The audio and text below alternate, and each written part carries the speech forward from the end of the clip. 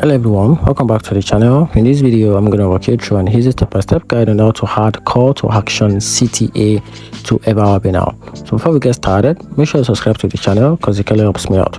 So here's a simple step-by-step guide to add a call to action CTA in EverWebinar.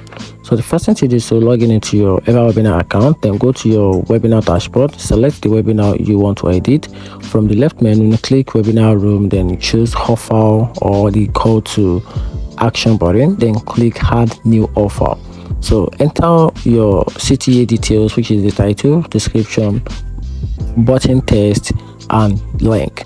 Then set the timing, for example, when during the webinar, which is the CTA should appear. Then add an image or design. If you want to customize it, then click click save, and that's how you can easily add call to action CTA to EverWebinar, and that's it.